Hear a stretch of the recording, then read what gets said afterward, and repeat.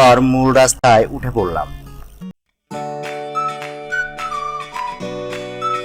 এখানে গুটি কয়েক দোকানপাট নিয়ে একটি ছোট্ট বাজার আছে, যে বাজারটির নাম টিয়ারপাড়া। এই বাজারটি গড়ে উঠেছে মূল রাস্তাকে কেন্দ্র করে।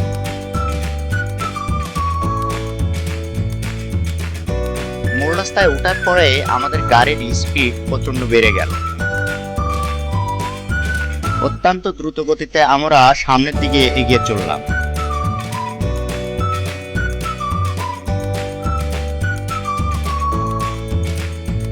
রাস্তার ধারেই অনেক বড় একটা জলাশয় চোখে পড়ল। আমি প্রথমে এটাকে দিঘি মনে করেছিলাম, কিন্তু ভ্যানালা ভাই পরে আমাকে জানালো এটা দিঘি না, এটা একটা পুকুর, কিন্তু এর কোনো নাম নেই। এখানে প্রচুর মাছ চাষ হয়।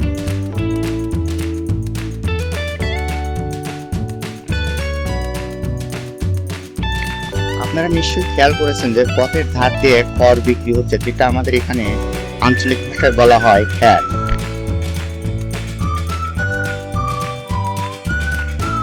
এই খড় গরুর খাদ্য হিসেবে অত্যন্ত জনপ্রিয় আমাদের এদিকে।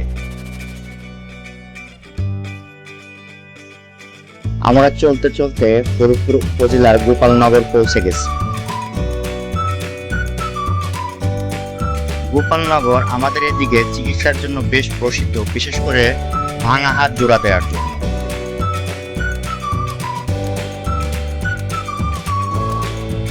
আপনারা পর্দায় গোপালনগর বাজার দেখতে পাচ্ছেন। এখান থেকে ফরিদপুর এবং ড্যামরা উভয় অভিমুখে বিভিন্ন ধরনের যানবাহন পাওয়া যায়। গোপালনগর বাজার পার হয়ে এসে আমাদের চলার গতি আবারও বেড়ে গেল।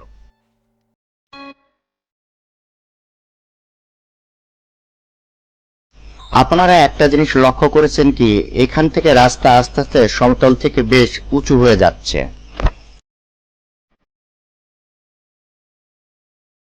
অর্থাৎ আমরা সমতল থেকে এখন উপরের দিকে উঠছি।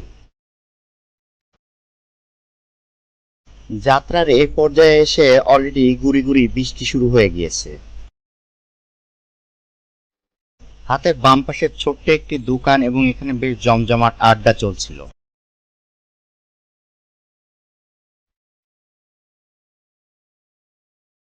গুড়ি গুড়ি বৃষ্টি এবং সঙ্গে স্বস্তিদায়ক বাতাস, বেশ আরামই লাগছিল চলতে।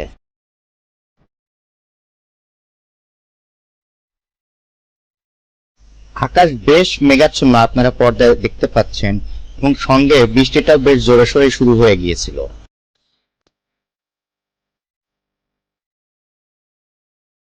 বৃষ্টির কারণে সামনের দিকে মনে হচ্ছিল যে কুয়াশা জমে গিয়েছে।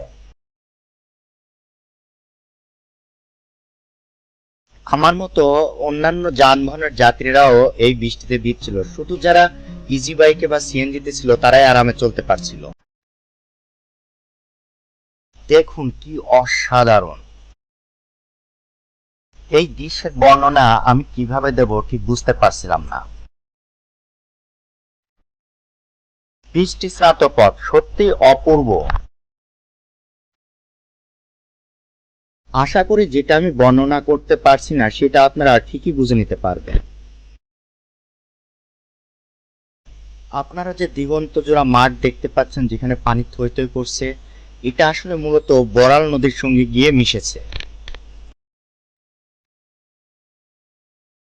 এ ধরনের দৃশ্য দেখতে সত্যি অসাধারণ লাগে, এটা অনবদ্য।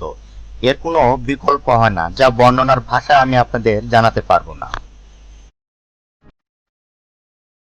এটা শুধুই অনুভব করতে হয়, এর বিকল্প নেই। আমার এই যাত্রাটা সত্যি এখন সার্থক মনে হচ্ছে। এ ধরনের দৃশ্য সবসময়ই মনকে প্রশান্তি দেয়। এই যে নিরন্তর ছুটে চলা, এর পিছনে এই ধরনের বিষয়গুলোই ভীষণভাবে কাজ করে।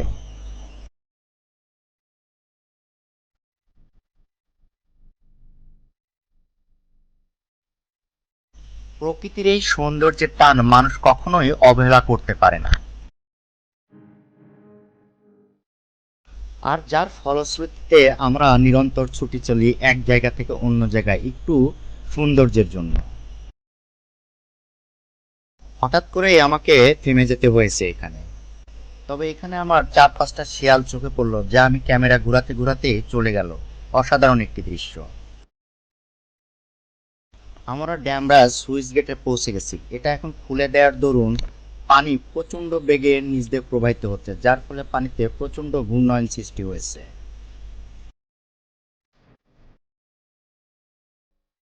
এই সুইচ গেটটি চিকনাই নদীর উপরে তৈরি করা হয়েছে। এই সুইচ গেট খুলে দেওয়ার ফলে সমস্ত পানি গিয়ে বরাল নদীর সঙ্গে মিলিত হচ্ছে। চলতে চলতে রাস্তায় যে কতগুলো বাঁক নিয়েছি তা এখন আমি সঠিক মনে করতে পারছি না।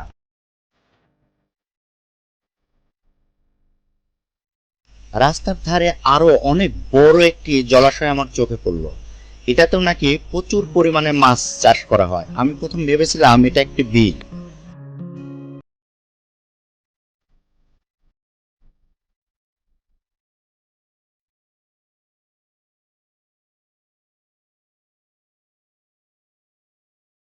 ডেমরা বাজারের শুরু এখান থেকেই। ডেমরা পাবনা জেলার ফরিদপুর উপজেলার একটি ইউনিয়ন। এটা ফরিদপুর জেলার এই প্রান্তের শেষ ইউনিয়ন। ডেমরা বেশ জমজমাট এবং বড়সড় একটি বাজার। এখানে সবসময় প্রচুর মানুষের আনাগোনা থাকে। দর্শক, পর্দায় এখন আপনারা ডেমরা বাজার দেখতে পাচ্ছেন। বাজারে ঢুকতেই আমরা একটা জ্যামে পড়ে গেলাম।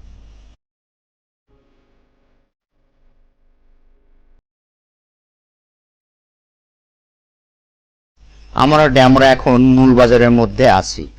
ডেমরা বাজারটি মূলত মূল রাস্তার উপর ভিত্তি করে গড়ে উঠেছে। এখানে প্রচুর যানবাহন চলার কারণে এই বাজারটি সবসময় জনগণের দ্বারা একদম জমজমাট অবস্থায় থাকে। আজ এ পর্যন্তই। ভালো থাকবেন সবাই।